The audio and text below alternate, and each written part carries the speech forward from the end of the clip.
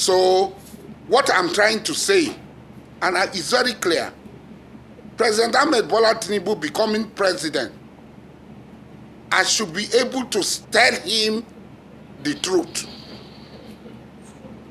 And what is happening in Rivers State, where President Ahmed Bola Tinubu is supporting Nyesom Wike to destabilize Rivers State, to disturb the peace of Rivers State.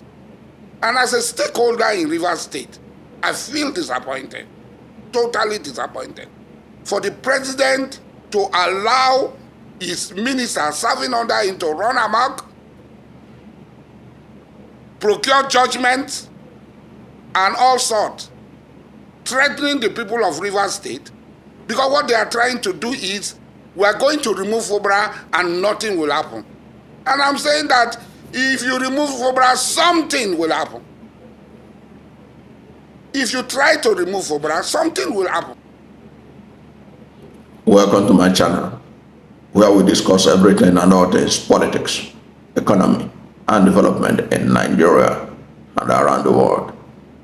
That was Asari Dokubo, ex-Niger Delta militant leader and Niger Delta activist, in his recent interview with the Arise television, where he was talking about the Rivers State crisis, and in particular about the alleged interference of the former governor of Rivers State and now Minister of the Federal Capital Territory, Abuja, Nyesom Wike, on the affairs of Rivers State.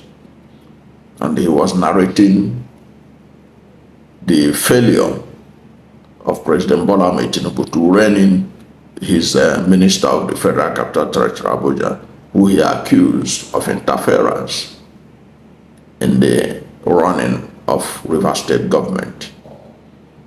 And he made a lot of threat in respect of what could happen in Niger Delta if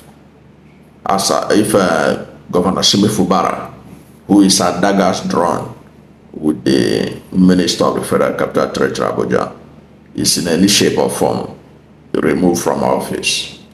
Already you and I know that one of the things that caused problem in Rivers State was the tail end of 2023, was the alleged plot by the pro-Nyesom Wike lawmakers to impeach Fubara. That was at the center of all the crises that started in that state. It was since then, that was when things fell apart and the center could no longer hold, when those pro-Nyesom Wike people attempted, allegedly, to impeach the governor. And the things that the fallout from that alleged plot is what we are still witnessing today. And only recently, a new militant group that call itself Niger Delta Development Force has threatened to blow up military oil facilities in Nigeria, in Niger Delta, if allegedly Nyesom Wike used a friendly judge in Abuja to stop the remittance of local government allocations to Rivers State. And you can see Asari Dokubo also literally following in that line, in the sense that, look at what he said. He said that Nyesom Wike and co, allegedly, that they believe that because they have the support of President Bola Ahmed Tinubu, that they can remove Fubara and that nothing will happen. And that there will be no consequences. Asari Dokubo is serving notice that there will be consequences if Fubara is removed from office. Now, I have said it here in this channel that Fubara is a delicate matter in Rivers State and in the whole of the Niger Delta. This is because Fubara is the first Ijaw person to be elected governor of Rivers State since 1999. Okay? If the Rivers State had tolerated Ikwere people to be governor uninterrupted for over a decade, Peter Odele was governor for 8 years. Rotimichi Bikamechi was governor for 8 years uninterrupted. And Nyesom Wike was governor for 8 years. Now this is the first time somebody of Ijaw extraction is becoming governor. And you think that the Ijaws will take it lightly for him to be removed from office. It's not going to go down well with them. It's a fact. You can see that all the Ijaws are interested in what is happening in Rivers State. I can tell you that for free. If you look at Pa Edwin Clark, he is much more invested in what is going on in Rivers Government House than he is in his own state of Delta State. Why? Because Rivers State hold a special place for the Ijaw nation. That's true. Rivers State, in fact, the Ijaw nation was dominating the old Rivers State until Bayelsa was carved out of it. That was what now gave opportunity for the Ikwere-speaking people to begin to use their numbers to dominate the political space. That is true. When Bayelsa and Rivers State were still one state, where were the Ikweres in terms of the political dominance? That's true. Let us tell ourselves the truth. Okay? So they have vested interest, all the Ijaws have vested interest that this time around, that an Ijaw has managed, because it was a long battle for an Ijaw to become governor. The first person that wanted Ijaw to be governor was Amechi. When Amechi was living in 2015, he brought an Ijaw person to be the governorship candidate of the APC, so that Ijaw will have a governor, will produce a governor. Okay? Nyesom Wike worked against that from happening by presenting himself, because Nyesom Wike, being Ikwere like Amechi and Peter Odele, ought not to have contested in 2015 so that an Ijaw person will be, but he contested. But today he makes a lot of, talks a lot about how he helped Ijaw to become governor. But he was the one that stopped Ijaw from becoming governor in 2015 when Amechi wanted to make it happen. Okay, so the Ijaws are interested in what is going on in Rivers State. So if Asari Dokubo is saying that there will be consequences, there is likely to be consequences. So what can the government do? It is to ensure that the governorship position of Fubara is safe.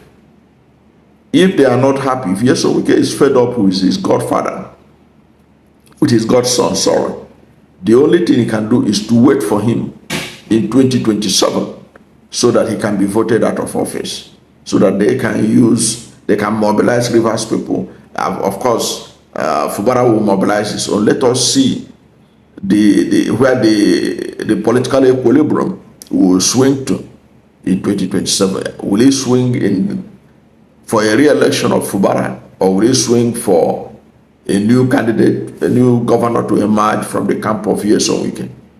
That should be the solution. And it was that frustration of the president not doing anything as the whole matter is getting out of hand is what Asari Dokubo is talking about.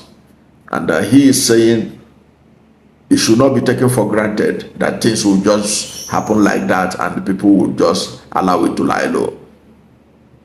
Because he was saying that allegedly that Nyesom Wike and co, they are determined to remove Fubara and that nothing will happen. Well, Asari Dokubo has come to national television to say that something will happen, that there will be consequences. Okay, and he's saying it just a few days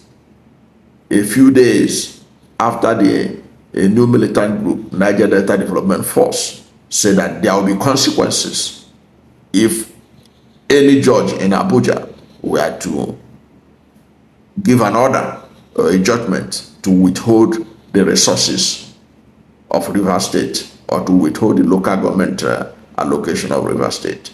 He said that they will show that it's not only Rivers that will suffer, that the whole country will suffer with Rivers State.